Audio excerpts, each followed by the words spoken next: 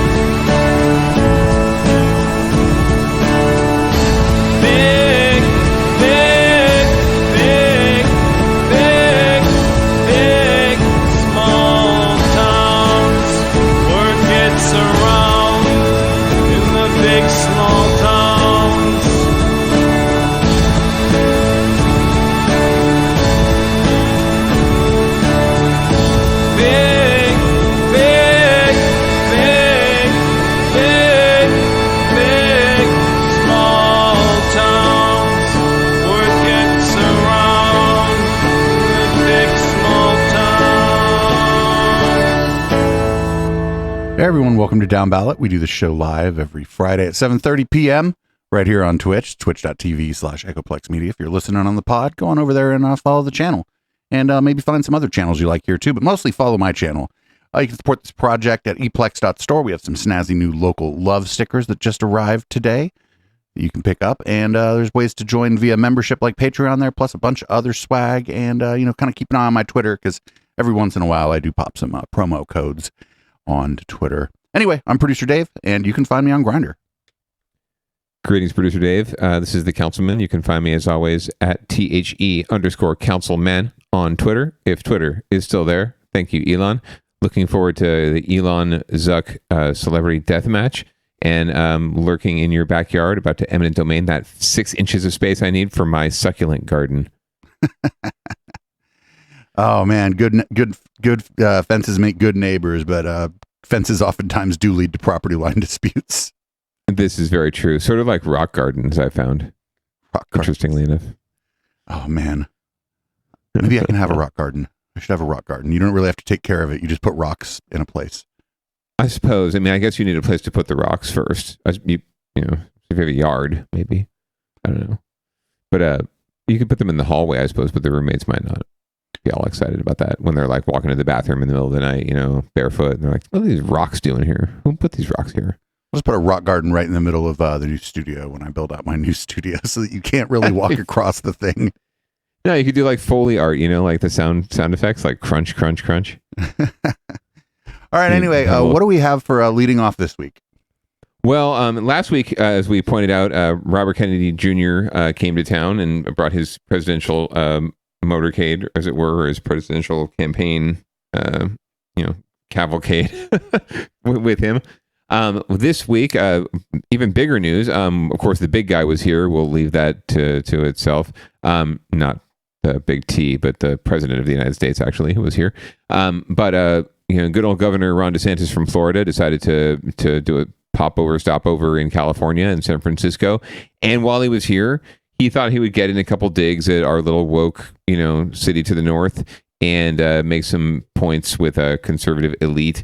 So he made a little video. And he put it out, and local ABC News is going to tell us all about it. New at 11, Florida Governor and Republican presidential candidate Ron DeSantis was also in San Francisco. He visited yesterday and put out a new campaign video today, seemingly on a city sidewalk. You look around, the city is not vibrant anymore. It's really collapsed because of leftist policies. And these policies have caused people to flee this area. They don't prosecute criminals like they do in most parts of the country. DeSantis went on to mention things he says he saw during his visit, from open-air drug use to boarded-up businesses. Our ABC 7 News insider, Phil Matier, says San Francisco could be at the forefront of national political debate going forward. It's no secret Governor Gavin Newsom and Ron DeSantis have had an ongoing feud. Governor Newsom goes down to Florida, cuts television ads there criticizing that state, and now Governor DeSantis has decided to stop by Gavin Newsom's hometown and send him a postcard with his own critique of San Francisco. Once again, putting us in the spotlight for possibly the presidential election. Okay. I'm not 100% sure he wasn't like green screened onto a video of a street corner. I don't know for sure, because like green screen technology is pretty fucking good, so who knows like where he recorded that, but who knows if it's even Ron DeSantis, to be honest with you. It could be a deep fake. But fake deep. I'm actually surprised he didn't mention the poop. We cover it quite a bit here. There's definitely plenty of research and coverage and studies of the poop, and he just failed to mention the poop. I think that was a real missed opportunity on his part.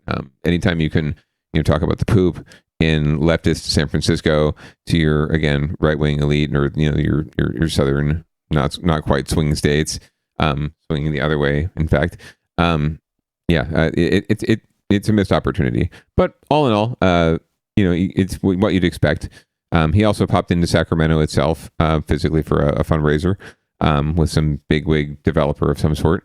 And Gavin Newsom shot back. But also shooting back was, as you'd expect, Mayor London Breed from San Francisco, who never takes any kind of slight against her city lightly, especially when it comes to poop. But even in this case, she's willing to stand up for San Francisco. She's like the older brother that bullies and doesn't want anybody else bullying their little brother, basically. So She's like, the only person who can call this place a shithole is me. Right. Totally. It was my choice. It's my call.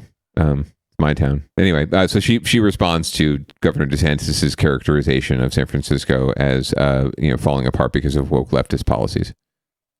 Yeah, let's talk about a street corner in the Tenderloin, Geary and Hyde. That is where we see that Florida Governor Ron DeSantis recently filmed a campaign ad in what he called the once great city of San Francisco. And the ad, he says he saw people defecating in the street. He did talk about that. There you go. To all, in his words, leftist policies. Let's see a bit of the ad, and then we'll come back, Mayor, and ask for your reaction to it. I've seen so much riffraff just running around, and it just shows you these policies matter.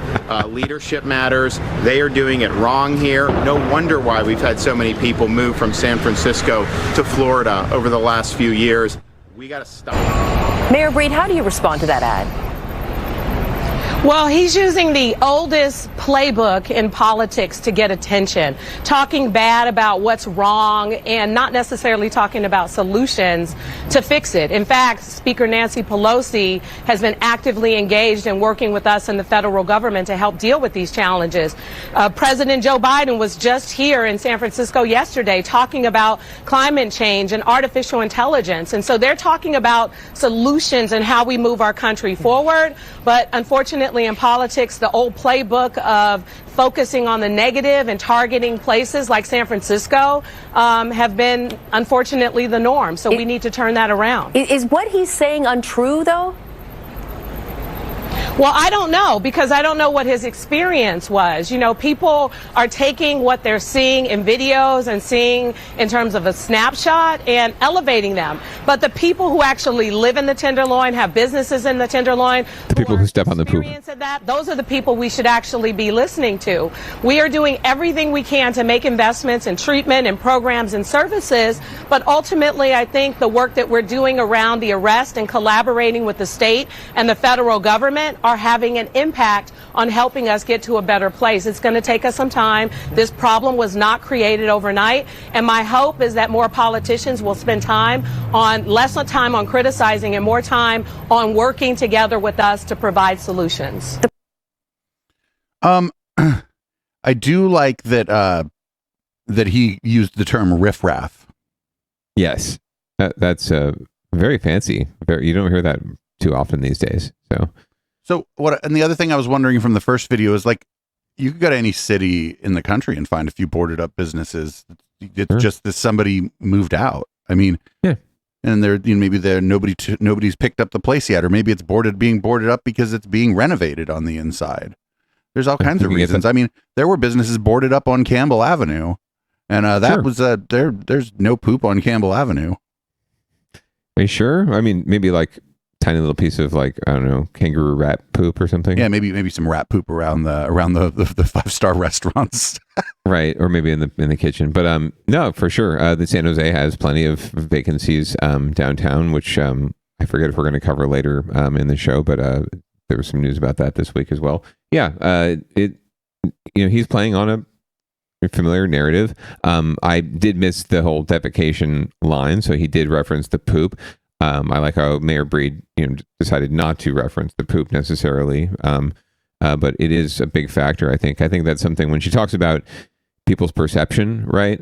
There's a lot of things that can drive perception, but once you see human poop on the sidewalk, like, it changes your whole perception of a city. But then again, as we've talked about before, that's a city. If you don't see human poop on the sidewalk, I don't know if you can really say you're living in a city. You're more than likely living in a burg somewhere, or a burb.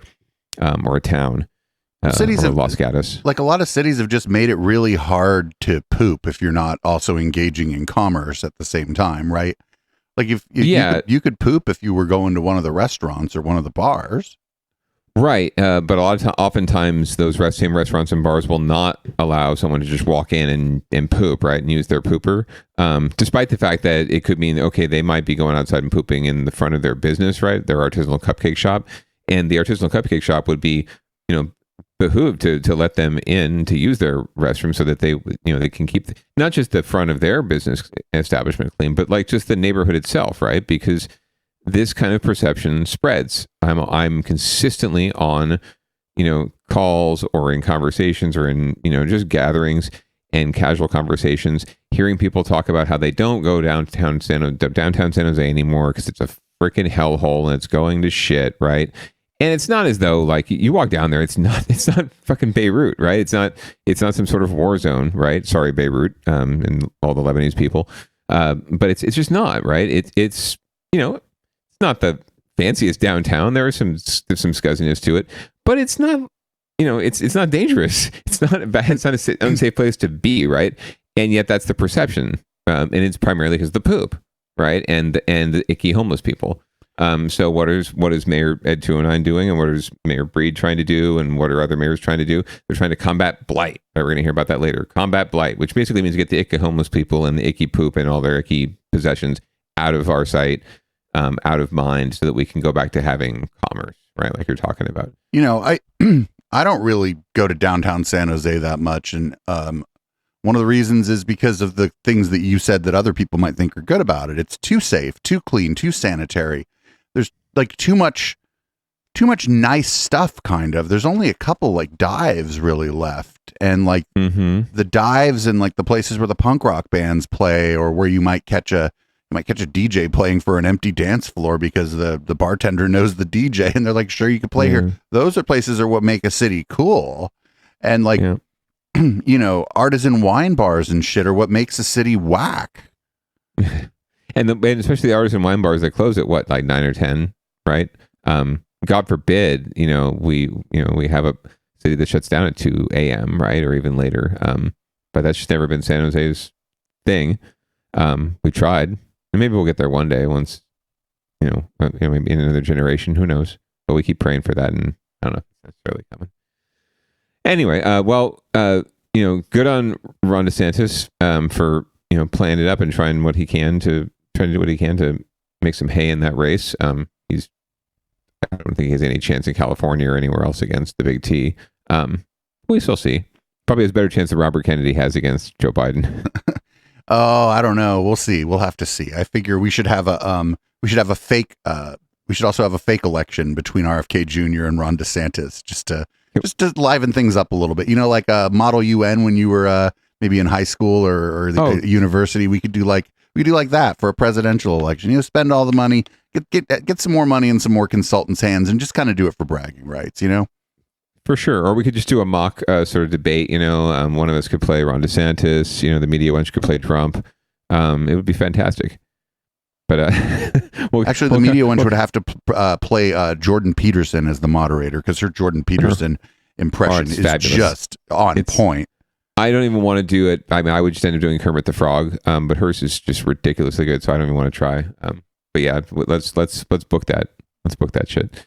That's going to be fabulous. Anyway, that's leading off for this week.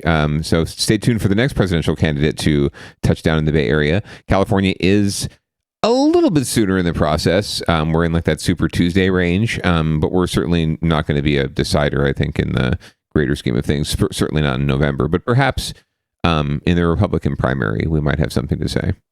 So I think that I think that California is a place where Ron DeSantis has a chance to make a slightly better showing, because a lot of the cities, there's more people live in the cities in California than live anywhere else, and I bet there's more people, more Republicans living in the cities than the whole rest of the state combined. And I think like city Republicans are going to be a little more inclined towards Ron DeSantis maybe than the Republicans up in like Shasta County or whatever, who are going to be like all in for Trump. Yeah, I mean, he's known as sort of like Trump, not Trump light, but more like, acceptable Trump, or or Trump without the baggage of like feeling women's private parts, and all the other malfeasance, the big lie, and everything else. So basically, Trump without all that shit. We'll see. I think he'll do okay. I think he'll stick around long enough to make Trump sweat a little bit. But I mean, the last time around, we were expecting the Big T to fall off and get taken down at any given moment. He just kept knocking those guys off, like 15 candidates or something like that. Just knocked them all off. Flies off a sugar cake. I want Jeb to run again, just because his thing was Jeb ! I thought it was Jeb. Please clap. Please clap. There were a lot of, like, during the Black Lives Matter stuff, there were a lot of memes of like Jeb like throwing the first Molotov and stuff. It was pretty funny. Oh man. Like there were like images of cop cars that were like turned over with like and Jeb had tagged his name on the cop car. With the exclamation point too. Yeah, of course. Yeah, right, that's the tag, the full tag. Oh man, Jeb was here! Exclamation point. All right, well, we'll stay tuned for that, and when Jeb makes an appearance in the Bay Area, we will certainly be there. We'll get an interview. We'll do all the things. We'll definitely go! Exclamation point. Yeah, I mean, if we'd known exactly where DeSantis was going to be, we would have been all over that shit. But he was stealthy. He got in there. What did they say? Geary and I forget, Geary and something else. Anyway, he was in the heart of the TL, in the Tenderloin. Well, shall we see who's winning and who's losing?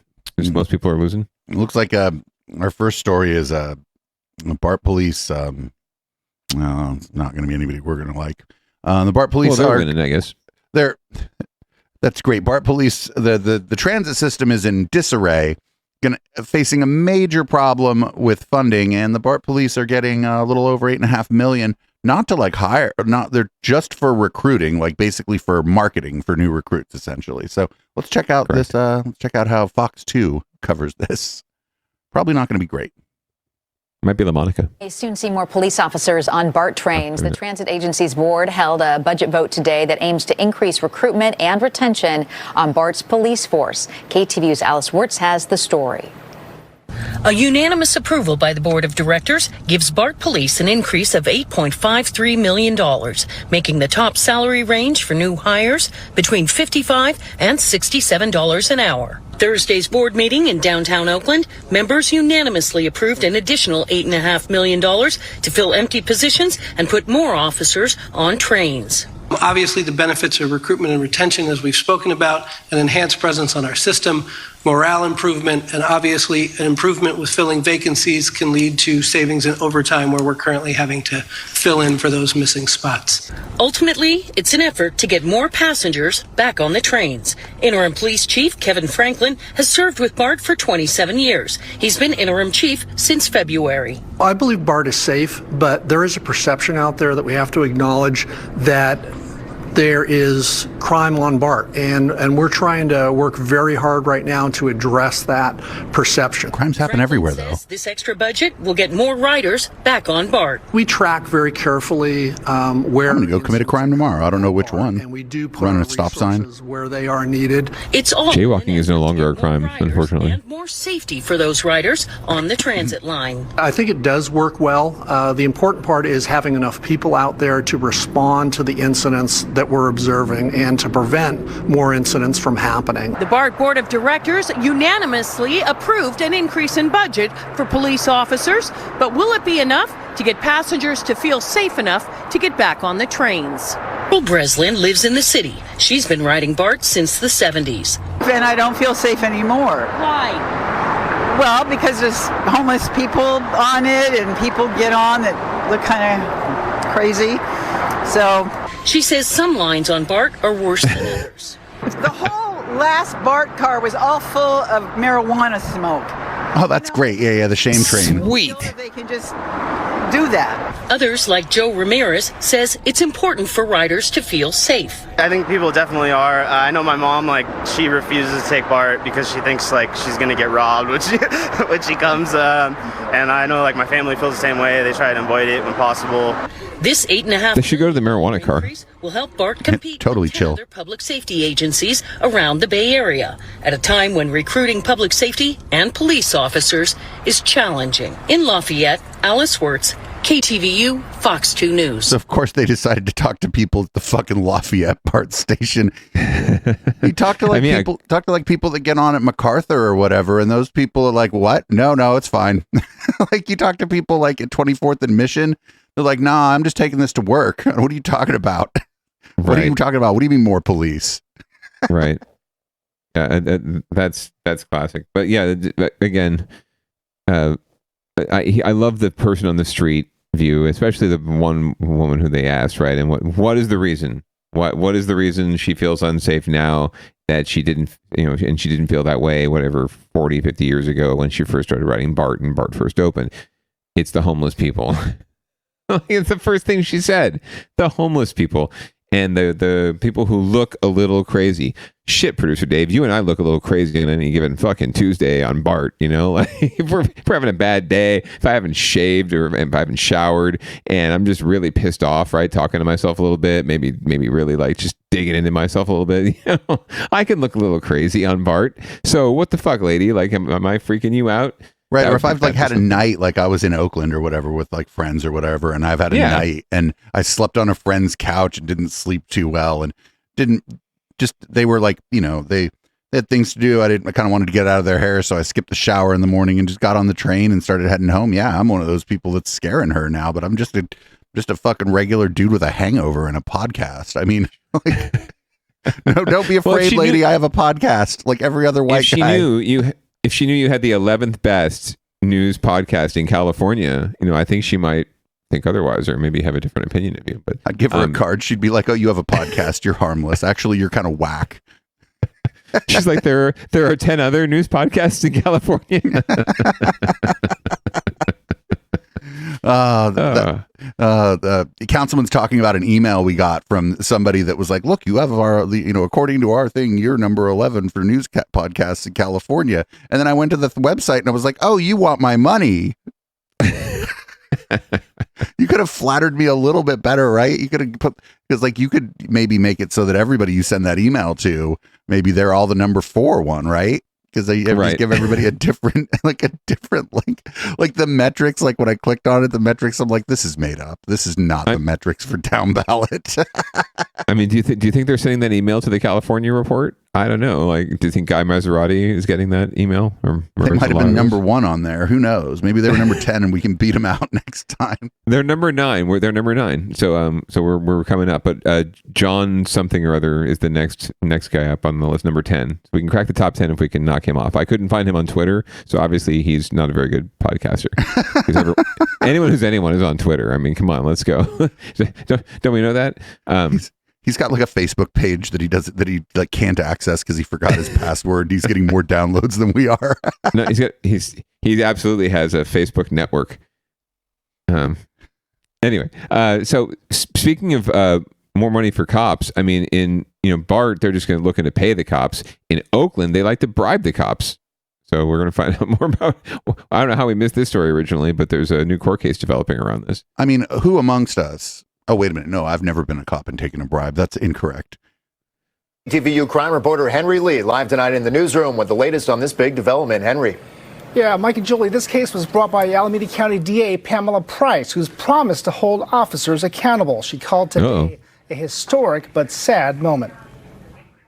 Veteran Oakland police officer Fong Tran will be going to trial on charges of bribery and perjury in connection with a botched murder case. If you violate the law, even if you're a police officer, that you will be held accountable. What about especially if you're a police officer? Pamela Price, a progressive who's made charging police misconduct a top priority, was in court when Judge Clifford Blakely ruled there was enough evidence for Tran to stand trial. I regret to inform the residents of Alameda County that this case involves a decade of lying and manipulation by an Oakland police officer.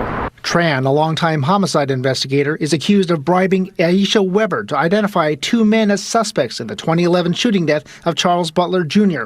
Weber later testified she didn't witness the killing and said Tran had paid her $5,000. We want witnesses to be able to come forward truthful. In Alameda County, cops bribe you.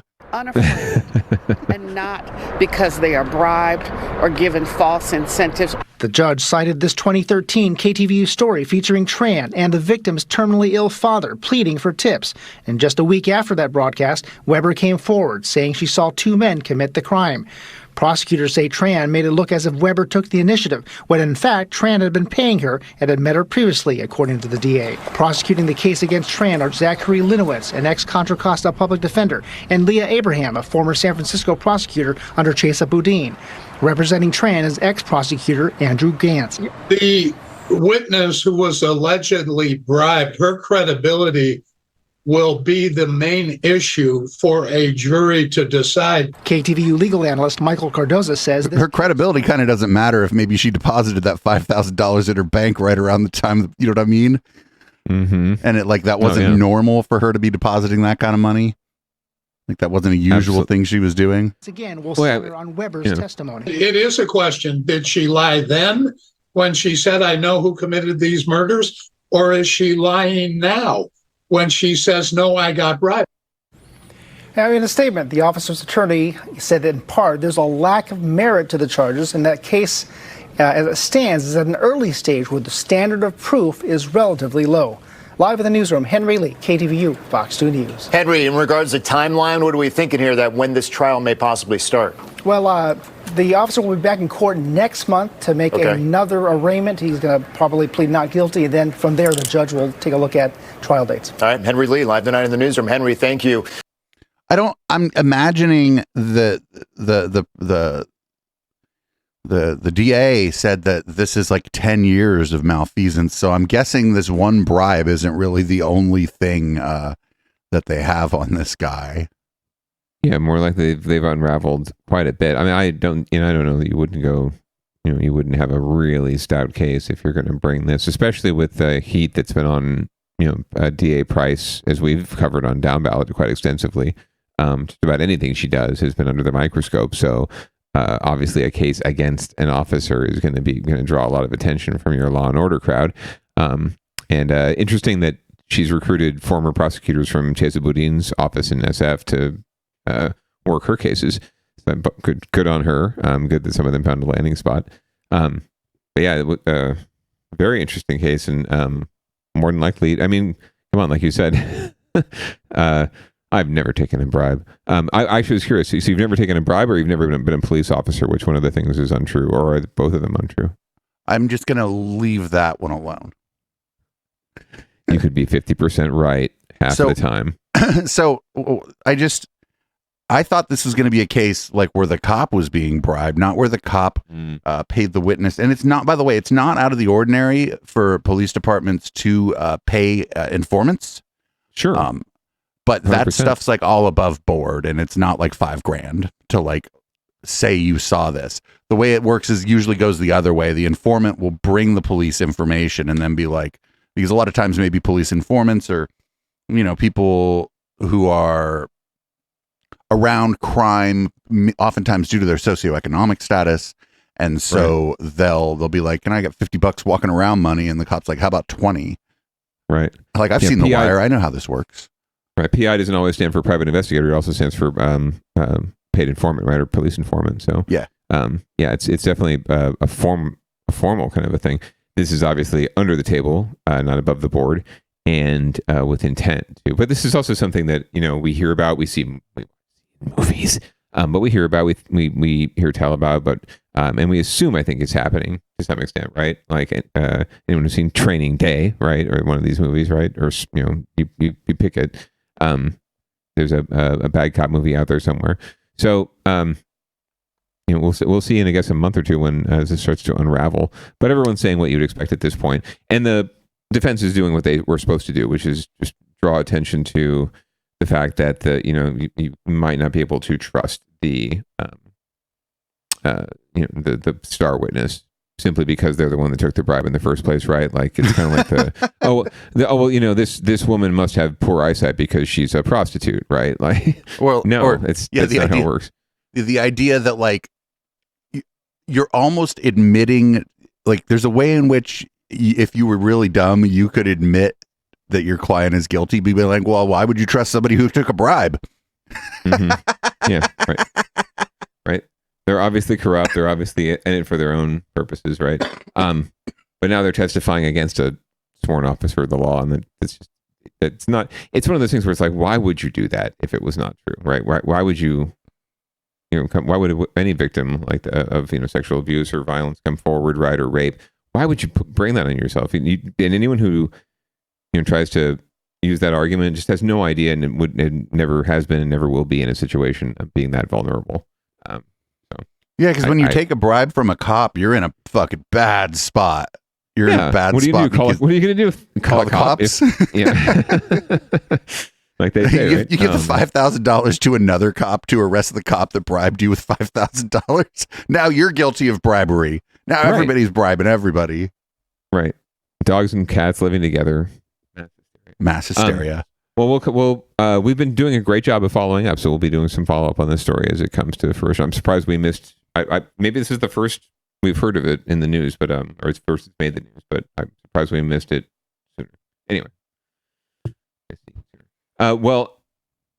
back over in San Francisco, producer Dave, the San Francisco fire chief is a little concerned because there's some things getting in the way of first responders, and it's not the barricades preventing Johns from hustling for sex in the mission.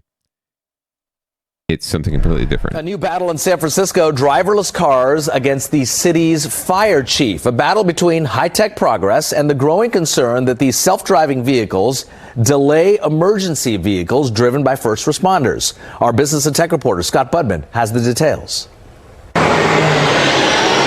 1 week away from state regulators voting on whether to let autonomous cars expand their services in San Francisco, the city's fire chief told us she'd rather they hit the brakes. I'm not anti-technology. What I am anti is getting in the way of public safety when we're trying to do our jobs. And that's what's been happening time and time again. Chief Janine Nicholson says the driverless vehicles from companies like Waymo and Cruise are literally getting in her way. Blocking emergency, medical, and fire. Most recently on June 9th, when a Cruise vehicle stopped on its own near a shooting in the city's Mission District. But the fire department says they've logged nearly 40 incidents with robo-taxis since January 1st. Because we've seen these vehicles run over our hoses and get them caught in their wheel wells. We've seen them stop in front of 2 different fire stations now, blocking our fire engines from getting out onto calls. Waymo and Cruise say they continue to work on refining the vehicles and improving their safety records.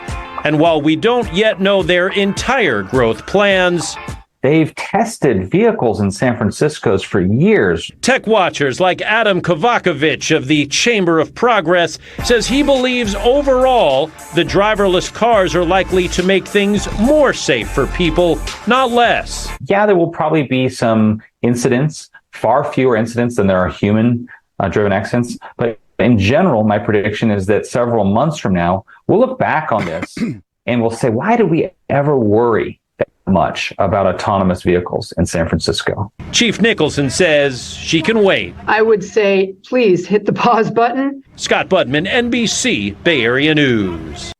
Yo, you know what they need on the fire engines and shit? They need push bars.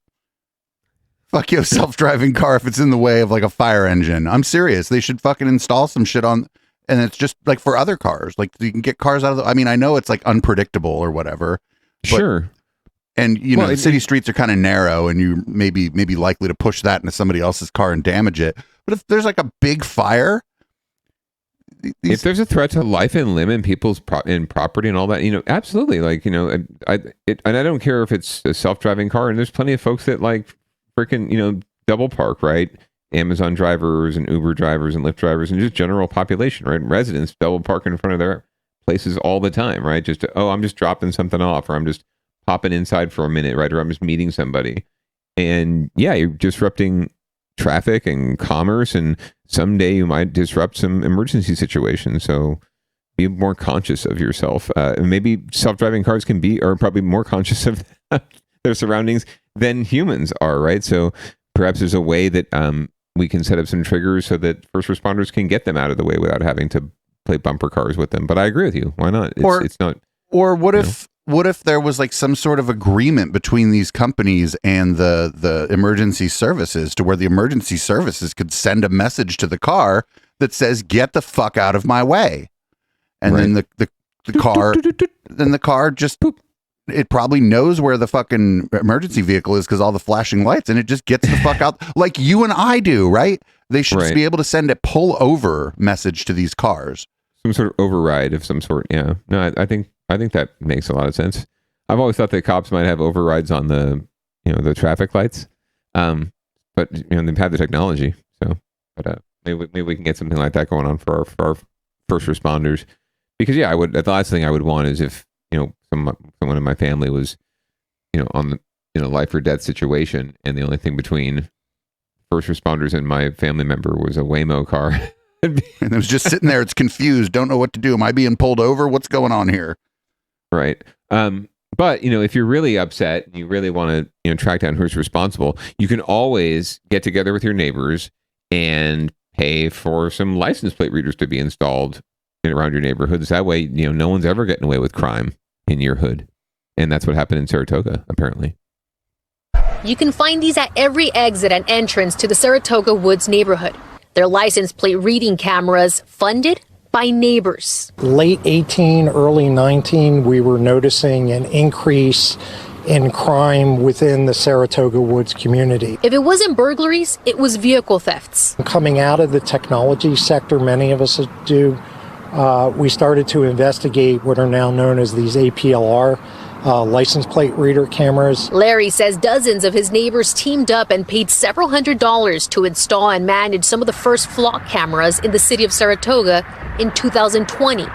They didn't need city permission because they were installed on private property.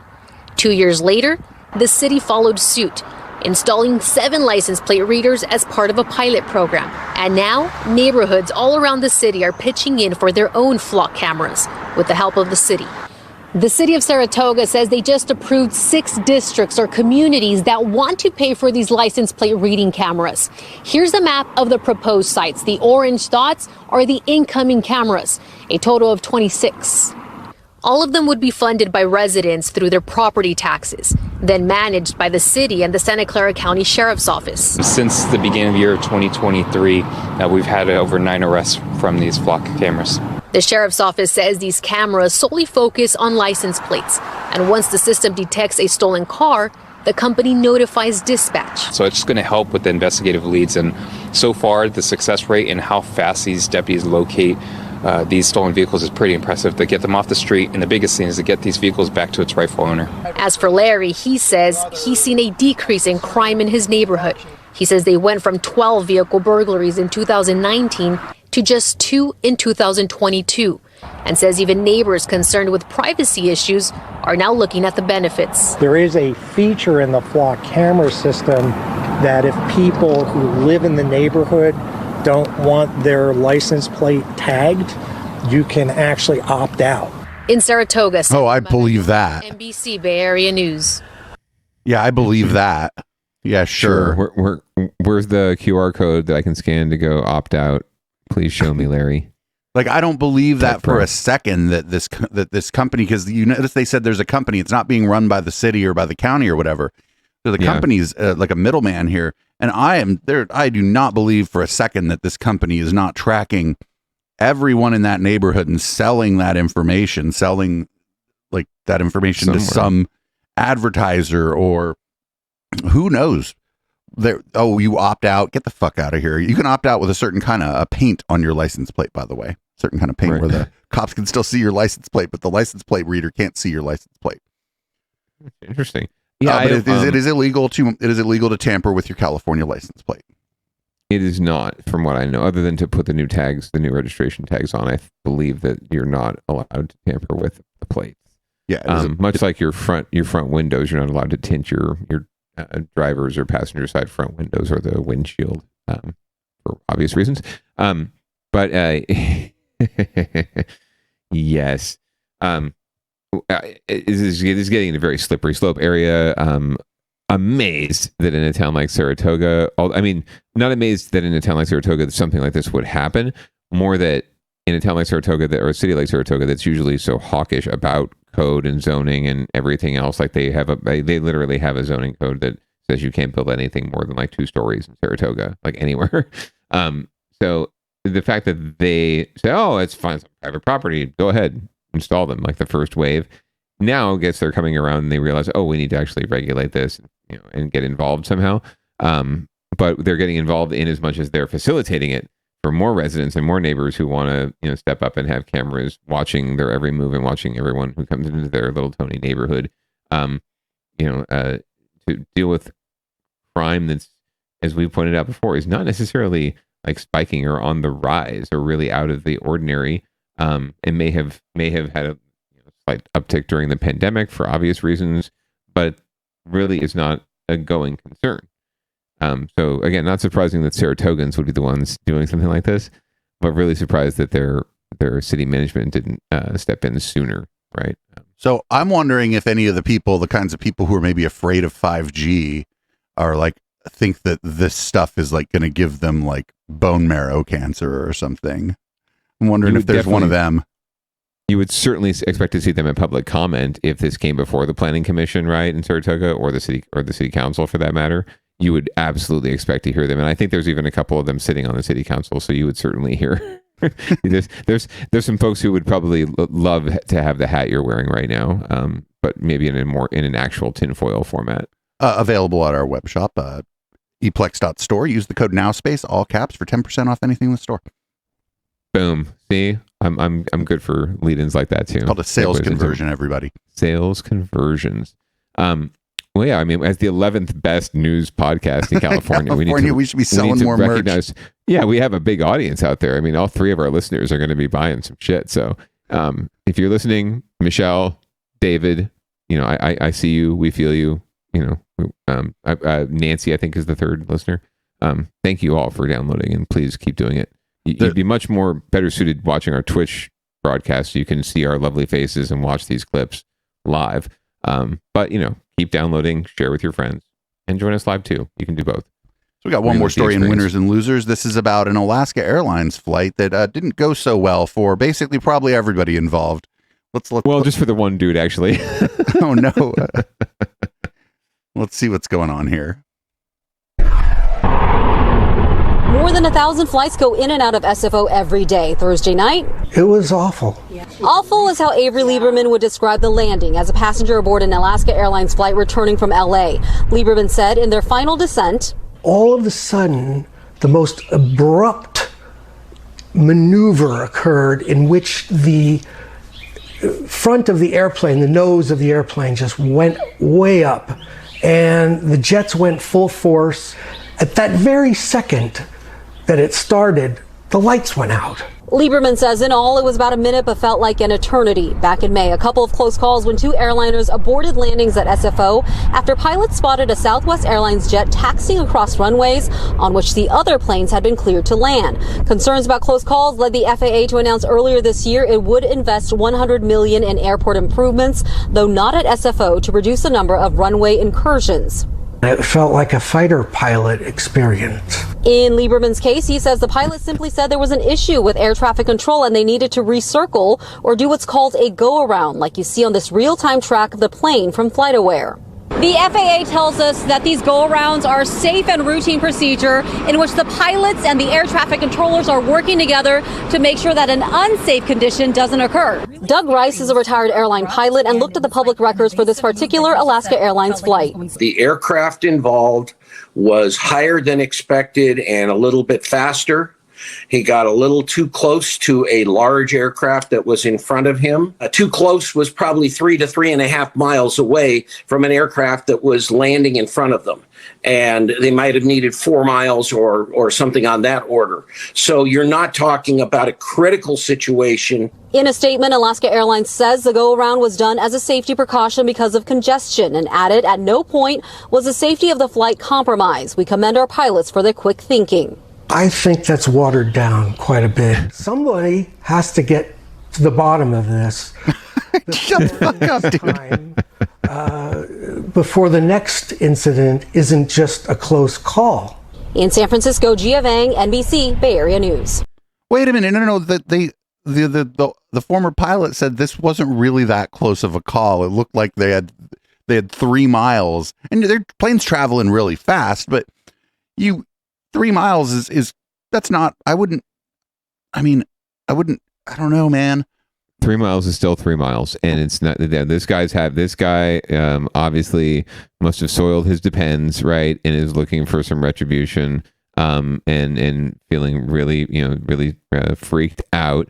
But yeah, these things actually do happen quite a bit. The roundabouts and turnarounds or whatever they call them, those happen quite a bit. It's pretty common practice. And yeah, pushing tin, as they say, or whatever the phrase is for air traffic control, it's really hard shit. Like, there's a lot of planes in the air at any given time, and there's especially an airport like SFO where you've got crisscrossing runways and all sorts of traffic backing up. Right, very busy airport takeoffs and landings, and different airlines to coordinate with. It's really complicated shit. So the fact that something like this or close calls don't happen more often is frankly amazing, and it's a testament to the work of these fine pilots and fine air traffic controllers, and this guy's obviously just being a male Karen and getting into a tizzy about it, and contacting the local news about it. And I'm guessing like the other 250 odd people on the flight, were just like, oh, that was fun, or it was exciting. Maybe a little unsettling because that, if for whatever reason the pilot felt like, well, I got to actually do this right now. We got to, for who knows what the reasoning was, right? If he's like, no, this actually I have to do this right now, well then yeah, I guess it might be a little unsettling to some of the people on board. That pilot is a trained professional who knows what that plane can and cannot do. Right. And homeboy is sitting in his living room, nice and comfortable, in Menlo Park or wherever, Atherton, wherever he lives. He's fine. No worse for wear, not even a bump or a bruise or a, twisted muscle to be found or a stubbed toe. He's just fine. Just like, we had the shooting, the ghost gun found at our local school here, right? We had it on Downballot a few weeks ago, and parents are all freaked out. Like, what are you going to do about it? Well, guess what? We did something about it. We found the gun. We got the kid. No one got hurt. What's your problem? Like, are we supposed to stop? Put up a wall?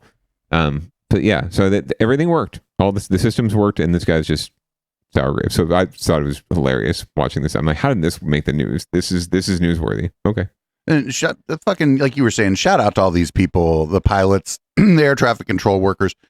You would think that a professional job like an airline pilot would pay really well, but you would think wrong. You would absolutely think wrong. It's just like teaching. It's pittance what we pay these folks. Right. And they're forced to work really awful hours and crazy hours, right? And crazy literally travel schedules, right? Like you're away from home for weeks on end, back and forth, crisscrossing the world sometimes. And there are times where if there's not enough time between your flights, but you want to go to sleep, that you pay for a hotel out of pocket. Right. The airline doesn't reimburse you because it's like, I don't remember what the number of hours was, but it was when I heard it, I was like, are you fucking kidding me? I'm sure it's contractual, right? They're unionized, so I'm sure it's contractual in terms of how many hours you have to work or be on a layover in order for us to pay for, X number of hours for you to sleep somewhere and not get into a cockpit in front of 300 people in a tin can flying through the air at 600 miles an hour. A little bit sleepy. It was kind of surprising to me to find out that airports don't have like sleeping quarters for the pilots. Why wouldn't you, right? I'd put like just a bunch of 10 by 10 rooms with a nice bed, turn down service like at a hotel and a TV on the wall.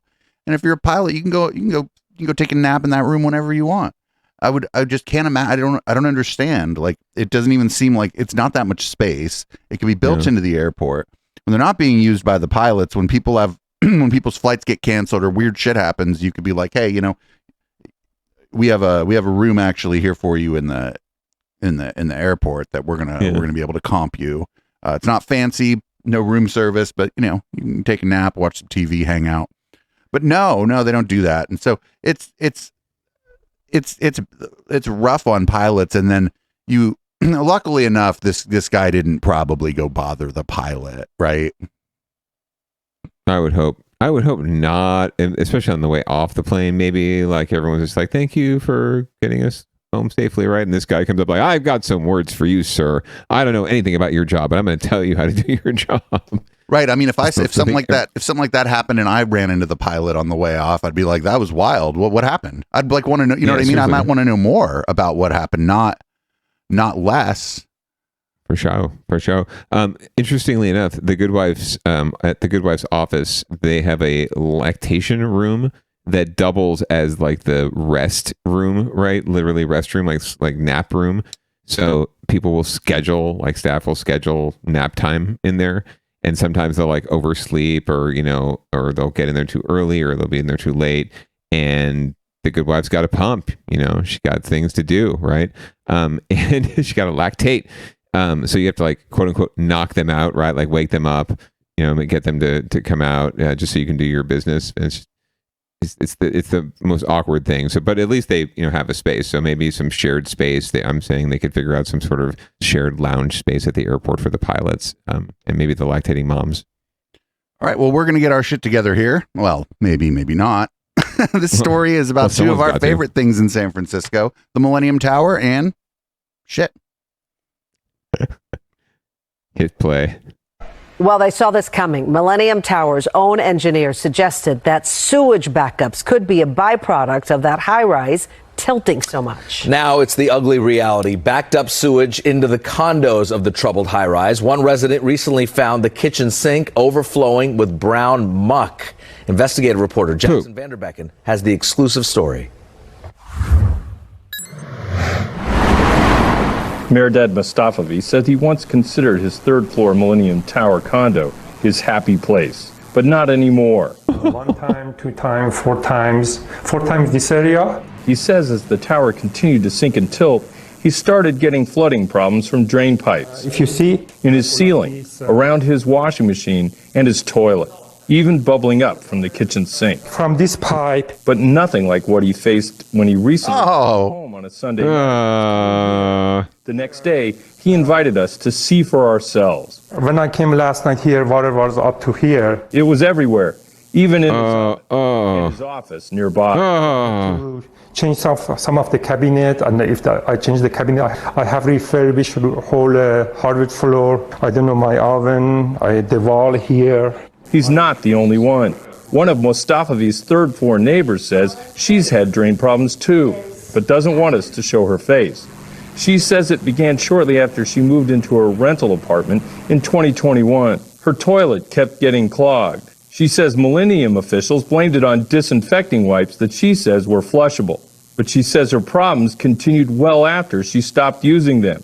So water was bubbling up all around where the toilets connected to the ground. She shared both pictures and video with us showing past flooding around her washing machine, her entry room floor, and says she has logs proving that Millennium crews come to her apartment twice a month to snake out her kitchen sink. And they said that they do this to prevent clogging.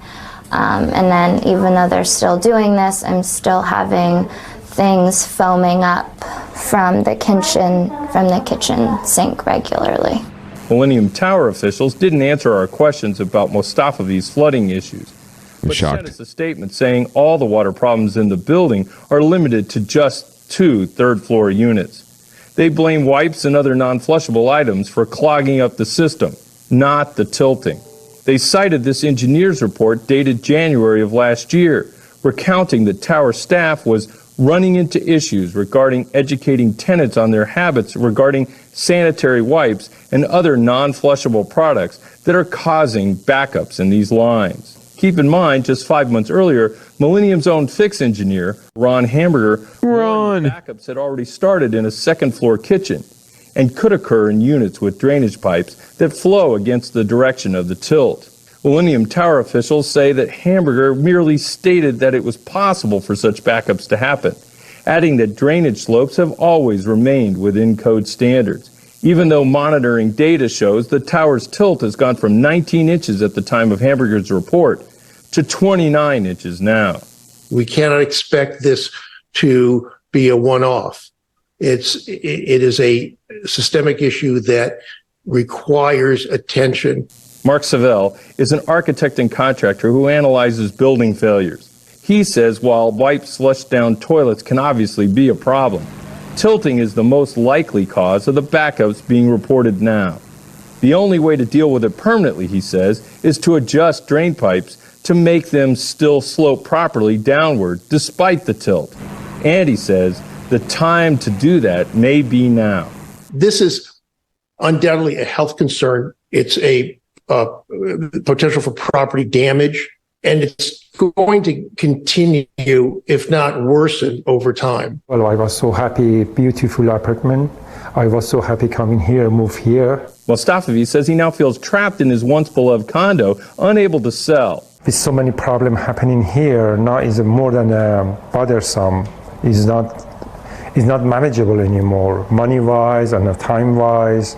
I don't know what to do. So this is your unhappy place? No, yeah, I have to put it on UN here. At least he's kind of funny. Jackson Vanderbecken, NBC, Bay Area News.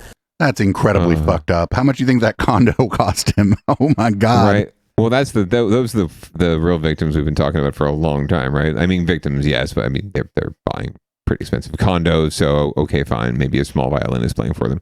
But yeah, it's got to be awful.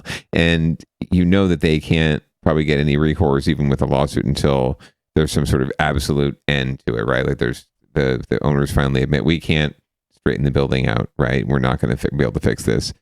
Then they can sue, right? But I think they should sue anyway. Oh, that dude's probably already suing. I hope so. God, it's just awful. It's almost like, okay, let's just run the story and let it speak for itself. But Jesus Christ, get your shit together. Or at least get it flowing the right direction. There you go. Get your shit flowing. Well, speaking of flowing, shall we head down ballot and check out a few stories from the local political and policy scene here? Yeah, what's this first one? Very interesting. So San Jose recently is in the process of passing a new sort of housing plan that the state requires all cities to pass every 8 years to sort of guide housing growth to account for need, right? Well, San Jose is still in the process of getting their plan passed. And in the interim, because their previous plan has expired, there's this sort of weird space where developers can come in and sort of get around local zoning codes and other policies, housing policies, because there's really no policy in place right now. So we're going to learn about a story about some condos coming to Willow Glen that are trying to get around and use this loophole. A new housing fight is brewing in the South Bay, and it's a big test for a strategy that could fast-track projects that might otherwise get rejected. The latest battleground is a longtime swim and tennis club in San Jose's Willow Glen neighborhood. A developer wants to tear down the club on Pedro Street to build condos, including low-income housing. And here is where it gets interesting. The developer is trying to use something called the builder's remedy. Now, we've been hearing about this ever since the state started requiring cities and counties to submit their housing plans. And as Katie Nielsen shows us, it could be a way to push this project through without approval from the city. This is the San Jose Swim and Racket Club. It first opened in 1956, almost 70 years ago. Now, I used to swim there. More than 3 acres of prime real estate where a developer wants to build 85 luxury condos, but neighbors are saying not so fast. It has tennis and an Olympic-sized pool. Dave Zalatimo has been a member at SJSRC for more than 20 years. It's where his kids learn to swim and where he comes to swim laps. And when you have a unique facility like this that is the center of a community, when this land is converted to private residential, that community is lost. Dave is leading an opposition group trying to save the swim club, or at least prevent developers from turning it into condos. According to a proposal sent to the city, the developer wants to build a 4-story, 85-unit condo building with 20% of the units marked for low-income housing. But the city planning department refused to change the zoning to allow the condo project to move forward, so the developer notified the city they'd be using something called builder's remedy. Cities are suddenly worried about this in a way that they weren't in the past. Professor Elmendorf teaches law classes in land use at UC Davis and is an expert in builder's remedy. He says it's a state statute that was rarely used until about 6 months ago. It allows developers to sidestep city zoning regulations to fast-track affordable housing projects in cities that don't have an affordable housing plan approved by the state. The builder's remedy only applies in cities that haven't adopted an adequate housing plan to accommodate their share of regionally needed housing. With builder's remedy, builders can come in with development on pretty much any property, and we don't have a lot of leeway to say no. San Jose City Council member Dev Davis represents the Willow Glen neighborhood and the area of the proposed development. She says she's not opposed to the additional housing, but doesn't like the idea of losing recreational space to housing.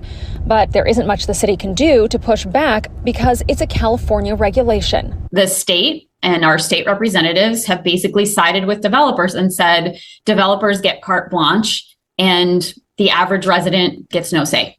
The attorney for the development told me this afternoon that there is no lawful way for the city to block this development project and that the 85 housing units are a necessary step toward easing the area's housing crisis. Katie tells us just last night, San Jose City Council approved a revised version of its housing plan. So the state needs to sign off. But if it's approved, that would stop any more developers from using the builder's remedy. As far as the plan just approved, it outlines how San Jose aims to meet its goals of adding as many as 75,000 new homes over the next decade. So that could boost its housing stock by 25%. The city has identified about 600 potential sites for developments, many in the Darden Station area and future site of Google's mega campus. Googleplex. I feel like there's actually a solution here. It's to. And what if you put a swim club in the housing development so that the bottom floor of the housing development was the swim club, and then the people lived above the swim club?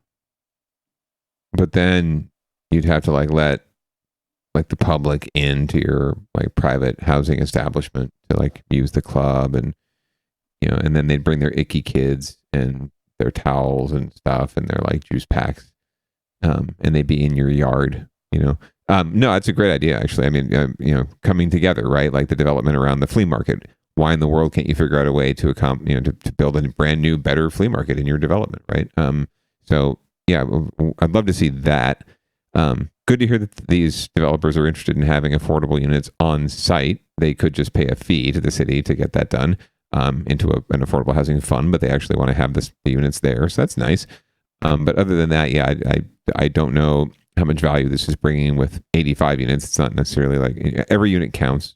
It does, especially for the person living on the street, the family living on the street. But it's not.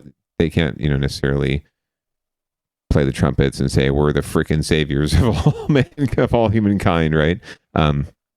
So I think that, again, this is more like a winners and losers situation because no one's really winning yet. So we're going to stay in San Jose for, I think, all of our stories in Down Ballot Watch. These are San Jose leaders and business owners hope to get rid of downtown blight. Right.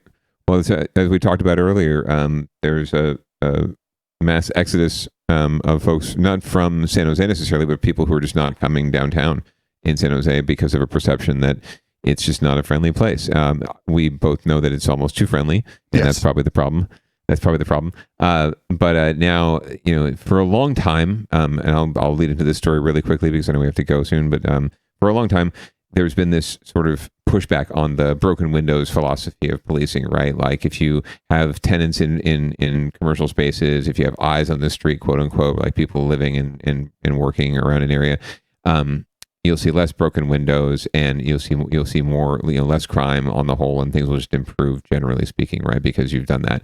So we've shied away from that because it's somewhat racist, and is really grounded in really racist theology or philosophies around public safety policy. Well, we're seeing a resurgence of it, and it's the very black and brown people who we're supposed to be looking out for who are joining in with Mayor Ed 209 to join the chorus of blight and what we need to do to improve the perspective and the perception of downtown.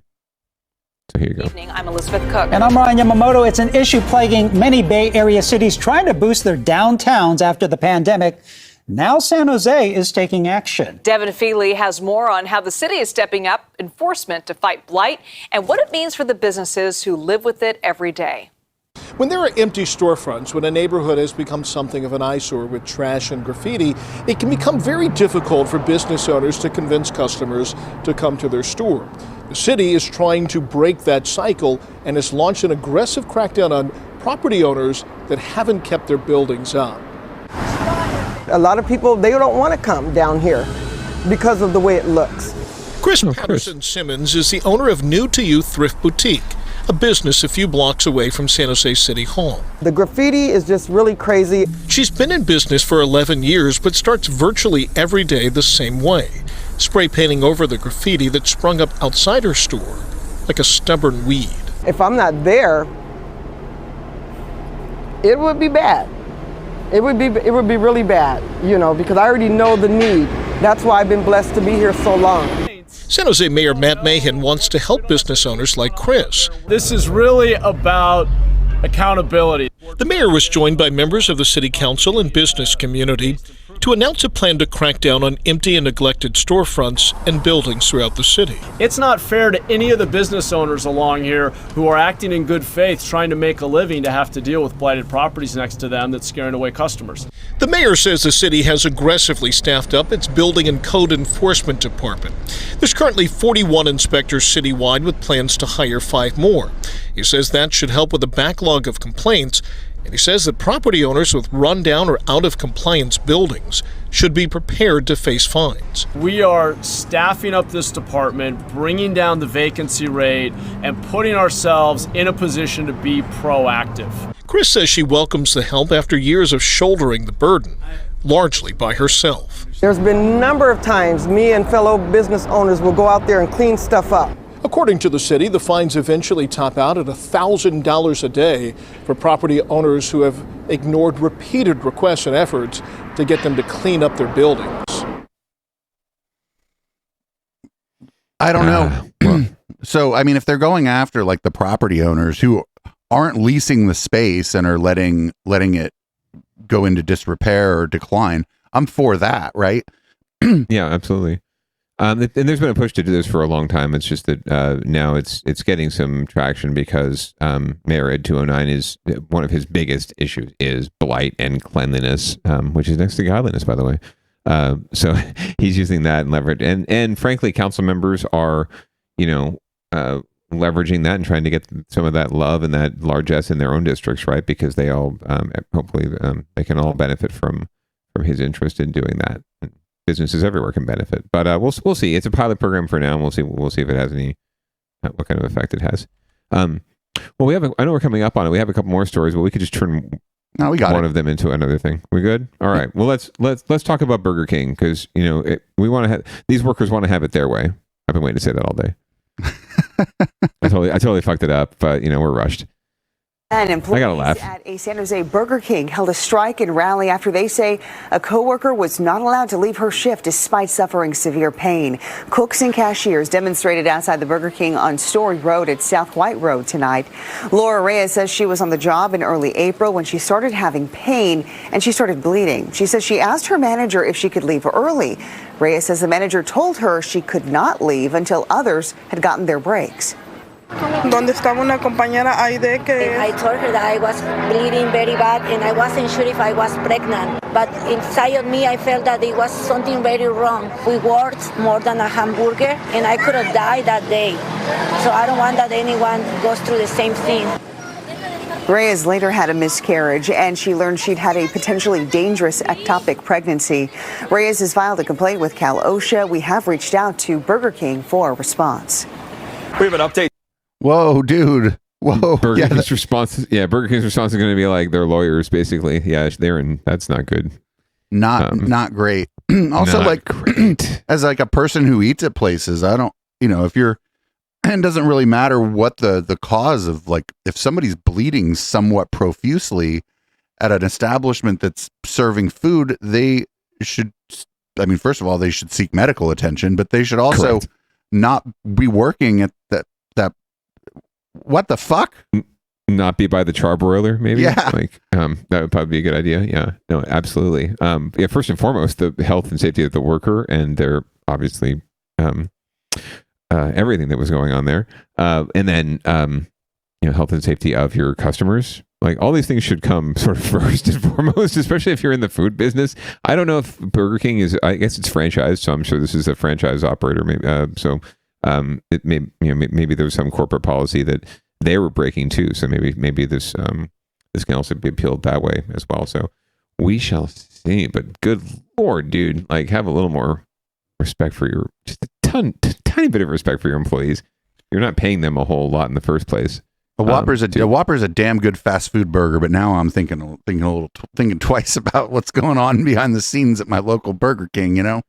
Dude, the commercials make me want to go. Those chicken sandwiches. Oh, I used to love that Italian chicken sandwich. I got that every time that came out.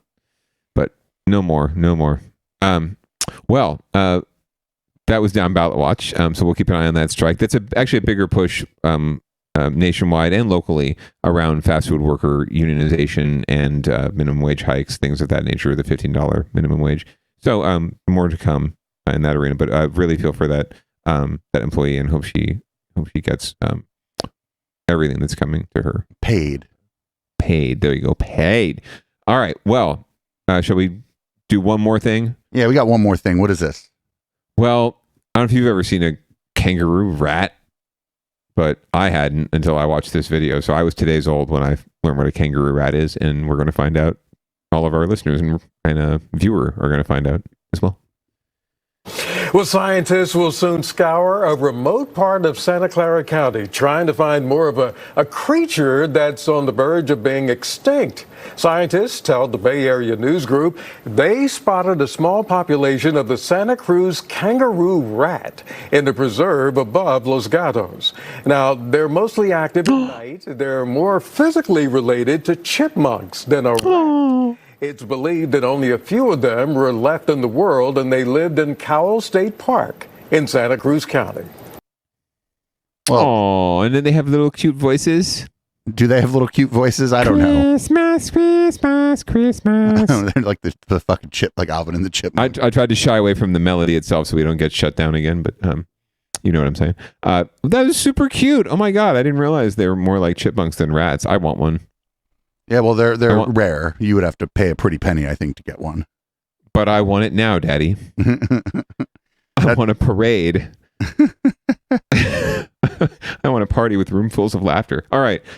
Well, I guess we've reached the end of another wonderful episode of Down Ballot. Would you like me to read it out? Shall you read it out this week? What shall we do? I've already got you full screened. Oh, dude, I'm on. Listener, pay very close attention to the man on the screen. No. Thanks very much for joining us once again for another live episode of Down Ballot and for downloading the podcast later on the podcatcher of your choice. We really appreciate you tuning in. Please share with a friend. Once again, we are the 11th best news podcast in California, and we are coming for you, California Report. This has been the Councilman, as always, with producer Dave. Please get vaxxed, wear a mask if possible, and pants are optional. This is Audible Smoke, and stay tuned for Conspiracy Bingo. Peace.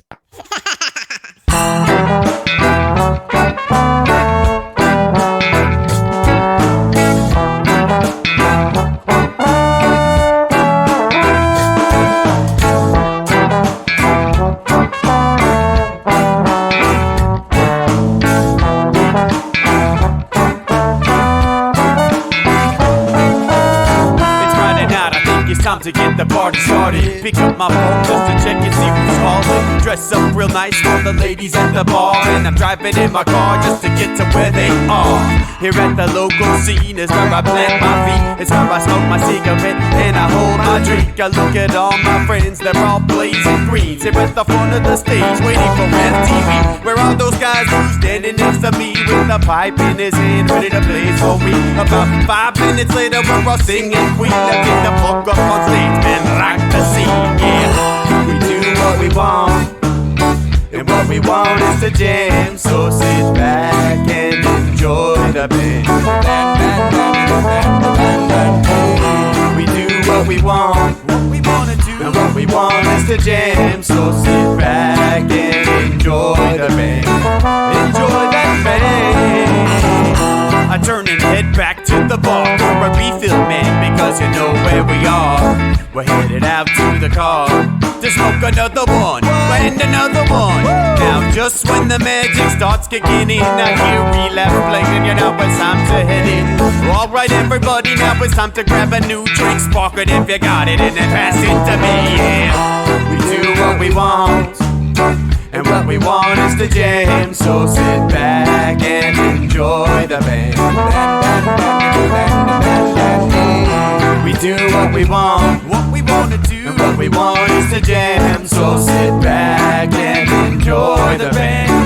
Enjoy that band. Last up on the bill for the show tonight is Down and Dirty at 5, so we're headed outside to spark up another joint. Now who's got my lighter? Stoner E, of course, shouldn't you be inside?